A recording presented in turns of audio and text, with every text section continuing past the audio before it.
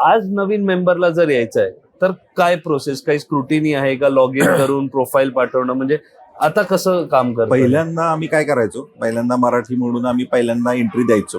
आता आम्ही इंटरव्ह्यू घेतो. ओके. इंटरव्ह्यू घेऊन त्याचा जर आम्हाला असं वाटलं, खात्री वाटली, सिबिल पण चेक करतो जर कधी असं वाटलं ते, किंवा आम्ही रेफरन्स ज्यांनी दिलाय त्याला विचारतो बाबा याचं मार्केटमध्ये रेप्युटेशन कसं आहे, हा फक्त घेणारा आहे का देणारा पण आहे व्यवसाय, मग याचे कनेक्ट्स कुठे, त्याचा रीच कुठपर्यंत आहे.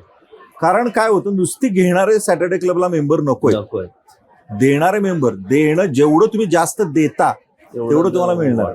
हा नियम आहे सृष्टीचा. प्रत्येक आपल्या आध्यात्मिक संतांनी पण आपल्याला हेच सांगितलंय, द्या मग तुम्हाला मिळणार. तर आम्ही या पद्धतीने मेंबर्सला पहिल्यांदा 2 मीटिंगला बोलवतो, इन्व्हाइट करतो. सॅटर्डे क्लबचा आमचा एक ओरिएंटेशन प्रोग्राम पण असतो.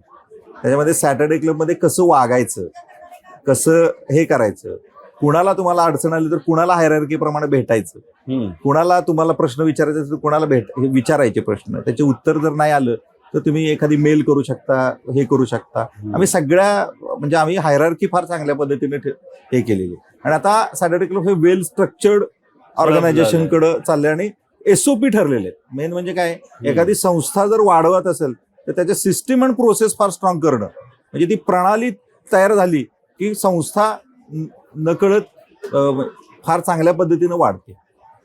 तर आम्ही सिस्टीम आणि प्रोसेस आणून मेंबरचं पहिल्यांदा आम्ही इंटरव्ह्यू घेतो आणि त्याचं पोटेन्शियल आहे, त्याला बिझनेस किती आहे, त्याला काय गरज आहे, त्याची नीड काय आहे, त्याला कुठल्या पद्धतीमध्ये बिझनेस लागणार आहे, अशा पद्धतीने आम्ही मग सॅटर्डे क्लबची व्याप्ती त्या पद्धतीने वाढवतो.